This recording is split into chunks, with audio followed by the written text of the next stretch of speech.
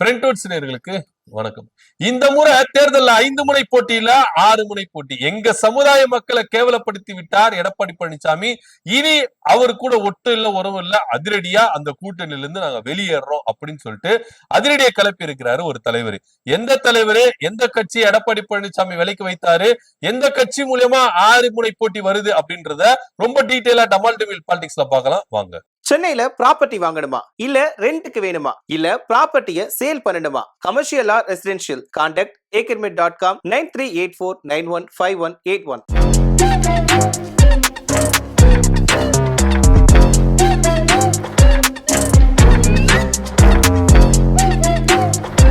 இந்த தடவை சட்டமன்ற தேர்தல்ல திமுக கூட்டணி, அதிமுக கூட்டணி, நாம் தமிழர் கட்சி, டிவிகே, சசிகலா ராமதாஸ் இவங்களுடைய கூட்டணி சேர்த்து 5 முனை போட்டி அப்படின்றது டிக்ளேர் ஆகி தொடர்ந்து தேர்தல் வேலைகளை ஒவ்வொரு கட்சியும் நடத்திட்டு வராங்க.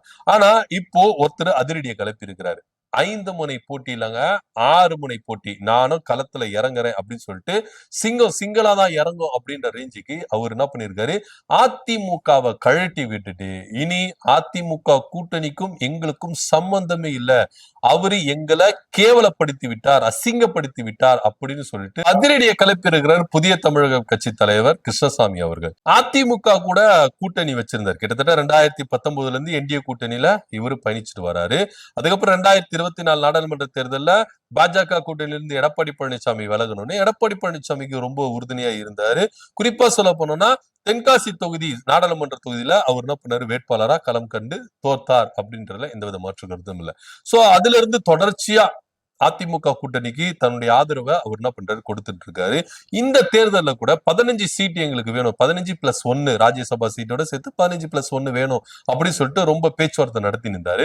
ஆனா அந்த பேச்சுவார்த்தையில 7 சீட்டு தான் கொடுக்க முடியும் அப்படின்னு சொன்னதுனால 7 தொகுதி எந்தெந்த தொகுதி வேணும் அப்படின்றத என்கிட்ட லிஸ்ட் கொடுங்க, அதுக்கப்புறம் நம்ம பரிசீலிப்போம் அப்படின்னு சொல்லிட்டு அதிமுக தரப்புல இருந்து சொல்லப்பட்டதாகவும், சரி ஓகே இவரு என்ன பண்ணிருக்காரு, 7 சீட்டை வந்து என்ன பண்ணிருக்காரு, கொடுத்திருக்காரு. அதுக்கப்புறம் திரும்பவும் 7 சீட்டெல்லாம் கொடுக்க முடியாது, 5 சீட்டு தான் அப்படின்னு சொல்லி திரும்ப என்ன பண்ணிருக்காங்க, பேசியிருக்காங்க. அதுக்கப்புறம் என்ன பண்ணிருக்காங்க, 5 சீட்டுக்கும் இவங்க என்ன பண்ணிருக்காங்க, இறங்கி வந்திருக்காங்க. டாக்டர் கிருஷ்ணசாமி அவர்கள் 5 சீட்டுக்கு இறங்கி வந்திருக்காரு. அந்த 5 தொகுதி எழுதி கொடுத்திருக்காரு. அதுக்கப்புறம் என்ன பண்ணிருக்காங்க, 5 எல்லாம் கொடுக்க முடியாதுங்க, ஒன்னே ஒண்ணுதான் அப்படின்னு சொன்னதுனால ரொம்ப விரக்தி அடைஞ்சிருக்கிறார். அது போக கூட்டணி கட்சி தலைவர்களை அழைத்து தொகுதியெல்லாம் பங்கிட்டு கொடுத்துட்டு செய்தியாளர்கள் சந்திச்சு டாக்டர் கிருஷ்ணசாமி கட்சியை சேர்ந்த புதிய தமிழக கட்சியை பத்தி அவர் எதுவுமே சொல்லவே இல்லை. மற்ற கட்சிகள் எல்லாருக்கும் சொல்லிட்டாரு. சோ அதுக்கப்புறம் அவரை தொடர்பு கொண்டும் போது உங்க கூட பேச்சுவார்த்தை கட் ஆயிருச்சு அப்படின்ற ஒரு அனௌன்ஸ்மெண்ட் தான் வந்தது. பொதுவா எல்லா கட்சியிலும் ஒரு பார்கிங் நடக்கும். ஒரு கூட்டணி கூட போய் சேர்றாங்கன்னா அங்க இத்தனை தொகுதியோட போனா அவங்க இல்லங்க இத்தனை தொகுதி தான் தர முடியும், இல்ல இத்தனை தொகுதினா இத்தனை தொகுதி தான் சொல்லிட்டு பார்கிங் கூட இங்க நடக்கவே இல்லை. ஏன்னா பொதுவா அதிமுக வந்து சொல்லவே இல்லை, இவங்க இத்தனை தொகுதி கேட்டாங்க, நாங்க இத்தனை தொகுதி தான் கொடுக்க முடியும் அப்படின்றத அவங்க சொல்ல. இன்னும் சொல்ல போனா அவர் என்ன சொல்றாருன்னா, எங்களுக்கு கட்சி உட்கட்டமைப்பு இல்லாத இடத்துல எங்க தொகுதிக்கு எங்களுக்கு ஒரு சீட்டு கொடுக்குறாங்க, அந்த நாங்க ஏத்துக்கிறதுக்கு தயாராக இல்லை. சோ தொடர்ச்சியா புதிய தமிழக கட்சியை எந்த அளவுக்கு அவமதிக்கணுமோ அவமதிச்சுட்டாங்க. தேவேந்திர குல வேளாளர் மக்களை எந்த அளவுக்கு இழிவுபடுத்தணும் எடப்பாடி பழனிசாமி இழிவுபடுத்தி விட்டார் அப்படின்ற ஒரு குற்றச்சாட்டை டாக்டர் கிருஷ்ணசாமி அவர்கள் முன்வைக்கிறதையும் இங்க நம்ம உன்னிப்பா பார்க்க வேண்டிய ஒரு விஷயமா தான் இருக்கு. குறிப்பா தென் மாவட்டங்கள்ல நீங்க எடுத்துக்கிட்டீங்கன்னா டாக்டர் கிருஷ்ணசாமி அவர்களை சார்ந்த சமுதாய மக்கள் எந்த அளவுக்கு எடப்பாடி பழனிசாமிக்கு உறுதுணையா இருந்திருக்கிறாங்க அப்படின்றது சொல்ல கூட முடியாது. அந்த அளவுக்கு எடப்பாடி பழனிசாமிக்கும் பாஜகவுக்கும் இவர் சேர்ந்து வேலை செய்திருக்கிறார் அப்படின்னு சொல்றாங்க. இன்னும் சொல்ல போனா அங்க இருக்கிற மக்கள் என்ன சொல்றாங்கன்னா, கடந்த தேர்தல பரமக்குடியில நிற்கும் பொழுது கிருஷ்ணசாமி அவர்களுக்கு உள்ளடி வேலையை பார்த்தவது எடப்பாடி பழனிசாமி சேர்ந்த அதிமுக அப்படின்றது ரொம்ப தெள்ள தெளிவா சொல்றாரு. சோ இந்த தடவை ரொம்ப தெள்ள தெளிவா இருந்தார். தன்னுடைய கட்சிக்கும் தன்னுடைய சமுதாய மக்களுக்கும் எந்த கட்சி முன்னுரிமை கொடுக்குதோ, எந்த கட்சி அவங்கள வந்து என்ன பண்றாங்கன்னா சமதர்மத்தை வச்சு பாக்குறாங்களோ அந்த கட்சியோட கூட்டணி சேரலாம் அப்படின்னு சொல்றது அவங்க கட்சியோட நிலைப்பாடா இருந்தது. சோ அந்த விதத்துல ஆரம்பத்துல எடப்பாடி பழனிசாமி புதிய தமிழக கட்சிக்கு அந்த அளவுக்கு என்ன பண்ணாரு, முன்னுரிமை கொடுத்தாரு. ஆனா அதுக்கப்புறம் அந்த முன்னுரிமைகள் குறைய ஆரம்பிச்சது, சுத்தமா கூட்டணி பேச்சுவார்த்தையில நிறுத்தப்பட்டது. ஏன்னா டீலிங் பாயிண்ட் இருக்கு, 5 தொகுதி கேட்டாங்க, நாங்க 5 தொகுதியை ரெடி பண்ணி கொடுத்தோம். ஒண்ணு 3 கொடுக்கலாம், இல்ல 2 கொடுக்கலாம், இல்ல 1. எதுவுமே சொல்லாம கூட்டணி பேச்சுவார்த்தை முடிந்தது அப்படின்னு சொல்லிட்டு கட் பண்ணி விடுற மாதிரி தான் இருந்தது. சோ இதுக்கப்புறமா இந்த கூட்டணியில நின்று இருக்க வேண்டிய அவசியம் இல்ல. நம்ம தனித்துவமா நிக்கணும், நம்ம யாரு காமிக்கணும் அப்படின்னு சொல்லிட்டு தான் எங்களுடைய நிர்வாகிகள் என்ன பண்ணாங்க சொன்னாங்க. அதன்படி புதிய தமிழகம் கட்சி எங்கெல்லாம் வலுவா இருக்குதோ எல்லா தொகுதியிலும் அலசி ஆராய்ச்சி 70 தொகுதி நாங்க என்ன பண்ணிருக்கோம், சூஸ் பண்ணிருக்கோம். இந்த 70 தொகுதியிலும் புதிய தமிழகம் கட்சி இங்க தனித்து நிக்க போகுது அப்படின்ற ஒரு அறிவிப்பை வெளியிட்டு இருக்கிறாரு. இதன் மூலியமா 6 முனை போட்டி தமிழ்நாட்டுல நிலவ போகுது அப்படின்னு பேசப்படுது. ஆனா இதுல ஒரு ட்விஸ்ட் இருக்கு. என்ன அப்படின்னு பாத்தீங்கன்னா, ஆல்ரெடி சசிகலா ராமதாஸ் இவங்களுடைய கூட்டணியில புதிய தமிழகம் கட்சி போய் சேர்றதுக்கான வாய்ப்புகள் இருக்கு.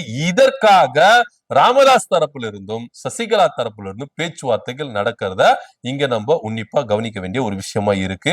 சோ அதனால 6 முனை போட்டி வருமா 5 முனை போட்டி வருமா அப்படின்ற ஒரு பேச்சை கொஞ்சம் தூரம் தள்ளி வச்சுட்டு இப்போ கலை யதார்த்தத்துக்கு டாக்டர் கிருஷ்ணசாமி அவர்கள் வந்துட்டாரு அப்படின்னு தான் இப்ப பேசணும். ஏன் அப்படின்னு பாத்தீங்கன்னா, எடப்பாடி பழனிசாமி குறிப்பா தென் மாவட்டங்கள்ல, அதாவது புதிய தமிழகம் கட்சி வலுவாய் இருக்கிற அந்த தொகுதியில எடப்பாடி பழனிசாமியை தோல்வி அடைய வைக்கணும் அப்படின்ற ஒற்றை கோரிக்கையில தான் டாக்டர் கிருஷ்ணசாமி அவர்கள் இறங்கி இருக்கிறாரு அப்படின்றத இங்க நம்ம உன்னிப்பா கவனிக்க வேண்டிய ஒரு விஷயமா இருக்கு. தேவேந்திர குல வேளாள மக்களை இவர் இந்த அளவுக்கு இழிவுபடுத்துறாருன்னா, இந்த அளவுக்கு கேவலப்படுத்துறாருன்னா எடப்பாடி பழனிசாமியுடைய மனநிலைமை என்னவா இருக்கும் அப்படின்னு அட்லீஸ்ட் எங்களோட பேச்சுவார்த்தை நடத்தினாங்கல்ல, அதை கண்டினியூ பண்ணிருக்கலாம். இல்லங்க உங்களுக்கு இவ்வளவுதான் தொகுதி கொடுக்க முடியும், நாங்க இத்தனை கட்சிகள் இருக்கு, இவங்களுக்கெல்லாம் பிரிச்சு கொடுக்கணும், உங்களுக்கு இவ்வளவு தொகுதி தான் அப்படின்றத அவங்க சைடு தரப்பு என்ன பண்ணிருக்கணும், முன் வச்சிருக்கணும்.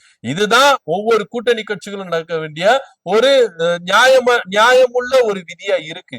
ஏன்னா ஒரு பெரிய கட்சியா இருக்கிறீங்க அப்படின்னும் பொழுது நம்ம என்ன பண்ணணும், அவங்களுடைய பேச்சுவார்த்தைகளை அக்செப்ட் பண்ணிக்கிட்டு பார்கிங் பண்ணணும். ஆனா எடப்பாடி பழனிசாமி தரப்பு அது பண்ணவில்லை. இன்னும் சொல்ல போனா புதிய தமிழகம் கட்சி தேர்தல் விதிகளை படி செயல்படணும் அப்படின்றதுக்காகத்தான் நாங்க என்ன பண்ணோம், ஒரு 15 சீட்டு கேட்டு தனித்து சின்னத்துல நிக்கணும் அப்படின்னு சொல்லிட்டு நாங்க ஆசைப்பட்டோம். ஆனா அவங்க சைட்ல இருந்து 7 சீட்டு சொன்னாங்க, அதுக்கப்புறம் 5 சீட்டு சொன்னாங்க, அதுக்கப்புறம் பேச்சுவார்த்தை கட் ஆயிடுச்சுன்னு சொன்னாங்க. எத்தனை சீட்டு தருவோம் அப்படின்றது கூட அவங்க சொல்லவே இல்லையே அப்படின்றது தான் கிருஷ்ணசாமி அவர்களுடைய ஸ்டேட்மெண்டா இருக்கு. சோ இதனிடையில எடப்பாடி பழனிசாமி கூட்டணி கட்சிகளை அவமதிக்கிறாரு, கூட்டணி கட்சிகள் தலைவர்களை அவர் என்ன பண்ணல, அரவணைத்து போகல அப்படின்ற ஒரு குற்றச்சாட்டும் இங்க எழும்புதான் செய்யுது. ஏன்னா தென் மாவட்டங்கள்ல கிருஷ்ணசாமியுடைய வாக்கு வங்கி எவ்வளவு அப்படின்றது கொஞ்சம் நம்ம கணிசமா எடுத்து பேச வேண்டிய ஒரு விஷயமா தான் இருக்கு. ஏன்னா தென் மாவட்டங்கள்ல கிருஷ்ணசாமி அவர்களை தவிர்த்து விட்டுட்டு இங்க ஒரு சில தொகுதியில ஜெயிக்க முடியுமா அதிமுக அப்படின்னா அது கிடையவே கிடையாது. ஏன்னா 2019 இருந்து இந்திய கூட்டணியில இருந்து பயணிச்சிருக்கிறாரு. இதே பாஜகவுக்கு எந்த அளவுக்கு விசுவாசமா இருந்திருக்கிறாரு, எடப்பாடி பழனிசாமிக்கு எந்த அளவுக்கு விசுவாசமா இருந்திருக்கிறாரு அப்படின்றதெல்லாம் நம்ம எல்லாம் பார்த்த ஒரு விஷயம் தான். ஆனா அப்படிப்பட்ட ஒரு கூட்டணி கட்சி தலைவரையே எடப்பாடி பழனிசாமி இப்படி ஒரு உதாசீனப்படுத்துகிறார், கேவலப்படுத்துகிறார் அப்படின்னா எடப்பாடி பழனிசாமியுடைய மனநிலைமை என்னவா இருக்குது அப்படின்றதான் இங்க பார்க்க வேண்டிய ஒரு விஷயமா இருக்குது. ஆக மொத்த 70 தொகுதியில குறிப்பா எடப்பாடி பழனிசாமியை தோற்கடிக்கணும், உள்ளடி வேலை பார்க்கணும் அப்படின்றதுக்காகவே கிருஷ்ணசாமி அவர்கள் 70 தொகுதி சூஸ் பண்ணியிருக்கிறாரு. இந்த 70 தொகுதியில நாங்க நிக்கிறோம், ஜெயிக்கிறோம், தோக்குறோம், அதெல்லாம் அப்பாற்பட்ட விஷயங்க.